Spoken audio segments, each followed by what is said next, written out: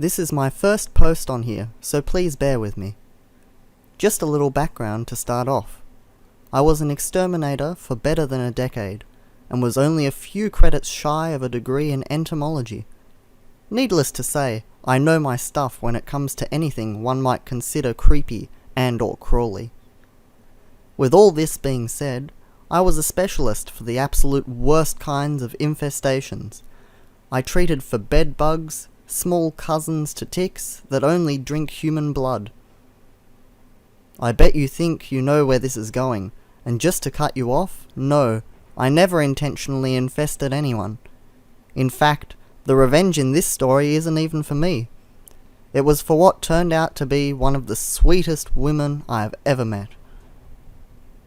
For the purpose of the story, we are going to call her Mary. She was a nurse in World War II. I called out to Mary's home by the management of the subsidized apartments. She had complained about a small bug issue. What I found when I got there was not a small bug issue, and still haunts me a little to this day. When Mary answered the door, she was covered in bedbugs. Her hair, her clothes, even crawling on her hands. Without going into too much grisly detail about insect biology, this isn't normal. Bedbugs don't like touching human skin, and they don't hunt when people are up and moving. That is why the bed is the most prevalent place to find them, and thus the name. I immediately called an ambulance, waited on them to arrive, and warned them about the very real possibility that anywhere they took her would be in severe danger of being infested if they didn't do something to decontaminate her. The poor woman was suffering from anemia, and it was luck of biology that she hadn't gone into toxic shock from the number of bites she had received.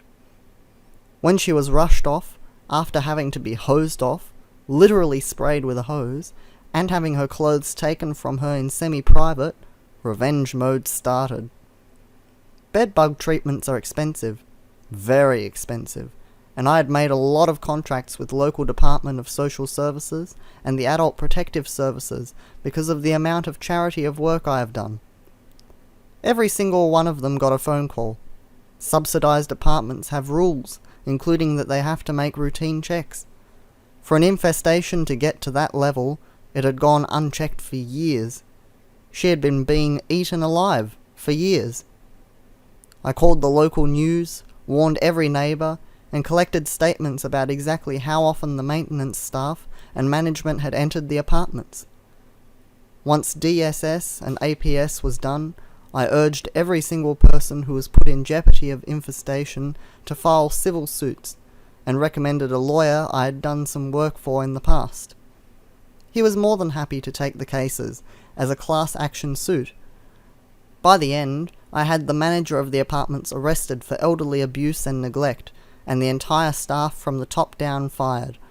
They had been falsifying paperwork, saying that they had been inside the apartments, performing routine checks, and generally scamming the government for services they didn't actually provide. I visited Mary for a while after that, checking in since it didn't seem anyone else had gone in a long time. She was a wonderful person, and she never deserved to have to live like that. Her health recovered for a while, but time eventually came for her.